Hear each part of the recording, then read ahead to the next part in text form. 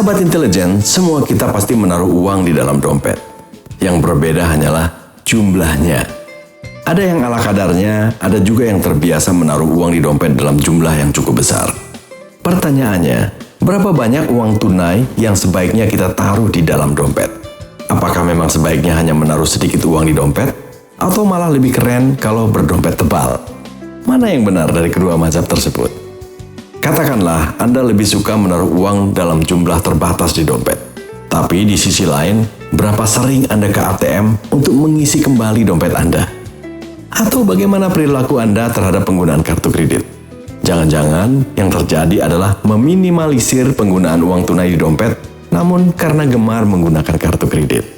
Di sisi lain, jika Anda tergolong kaum yang suka menaruh uang banyak di dompet, jangan pula terlalu yakin bahwa hal itu akan mencegah Anda dari perilaku boros. Mesti dicermati lagi, berapa banyak uang tunai yang Anda belanjakan setiap harinya. Simpulannya, jumlah uang di dompet, apakah itu banyak atau sedikit, sebenarnya tidak otomatis memberi jaminan bahwa perilaku keuangan Anda sudah benar. Oleh karena itu, tidak ada salahnya difahami lagi apa sesungguhnya makna uang saku yang lazimnya ditaruh di dalam dompet. Uang saku hakikatnya merupakan bagian dari alokasi penghasilan yang peruntukannya adalah untuk konsumsi sehari-hari. Dalam hal ini meliputi biaya transportasi, kebutuhan sekunder maupun tersier yang tergolong konsumtif. Jadi, berapapun uang yang Anda tempatkan di dompet, sesungguhnya adalah untuk memenuhi semua kebutuhan tersebut. Pertanyaannya, apakah semua dana yang peruntukannya untuk memenuhi kebutuhan konsumsi sehari-hari mesti dimasukkan ke dalam dompet atau bagaimana seharusnya? Ada beberapa cara. Pertama, pecah dana kebutuhan konsumsi harian itu menjadi per minggu. Lalu lihat berapa jumlahnya. Apakah terlalu besar?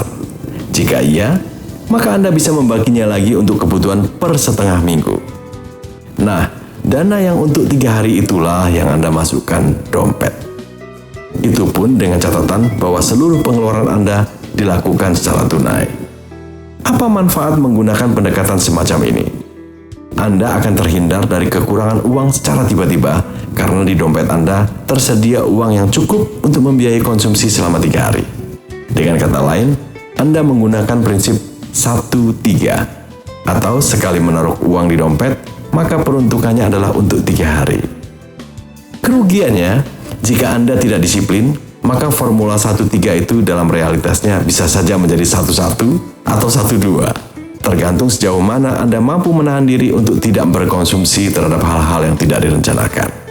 Kedua, tempatkan dana kebutuhan konsumsi harian Anda dalam tabungan. Lalu, tarik dana untuk mingguan, simpan di rumah. Namun, tempatkan dana di dompet Anda hanya untuk kebutuhan harian dengan rasio 1:1. Dengan kata lain, Anda hanya memasukkan dana dalam jumlah secukupnya. Cara ini akan membuat Anda menjadi pelit, karena dana di dompet sangat terbatas, tetapi akan mencegah Anda untuk mengeluarkan dana yang tidak perlu. Sahabat intelijen, lantas mana yang terbaik dari kedua pola di atas? Dua-duanya bisa Anda pilih, karena kuncinya bukanlah pada besarnya jumlah uang di dompet Anda, melainkan pada perilaku Anda dalam mengelola uang. Artinya, berapapun banyak atau sedikit uang di dompet, yang jelas peruntukannya sudah direncanakan sejak awal. Percuma menaruh uang dalam jumlah kecil kalau perilaku konsumtif baik menggunakan kartu debit ataupun kartu kredit tetap berlangsung. Lepas dari hal di atas, sebenarnya di era cashless saat ini, penggunaan uang tunai bukan lagi suatu keharusan. Artinya, Anda bisa saja menggunakan debit card untuk melaksanakan suatu transaksi dalam rangka memenuhi kebutuhan konsumsi.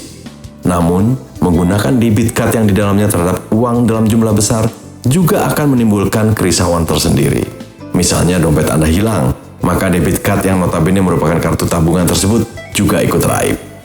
Nah, mengatasi hal itu, di perbankan saat ini ada yang disebut dengan dompet elektronik. Jadi isi dompet Anda selain dalam bentuk uang tunai, bisa juga ditambah dengan dompet elektronik yang cara kerjanya persis seperti debit card. Hanya saja jumlah uang di dalamnya bisa dibatasi sesuai dengan keinginan Anda, mulai dari 1 juta dengan batas maksimal sekitar 5 juta. Ringkasnya, Pengelolaan uang saku pada dasarnya bisa dalam bentuk tunai dan bisa pula dalam bentuk dompet elektronik. Namun yang terpenting, nilai uang saku tersebut mesti sesuai dengan peruntukannya dan merupakan bagian dari implementasi pengelolaan keuangan pribadi. Hanya dengan cara pandang seperti itu, Anda akan terlepas dari masalah kekurangan uang ataupun ketidakdisiplinan dalam mengelola uang.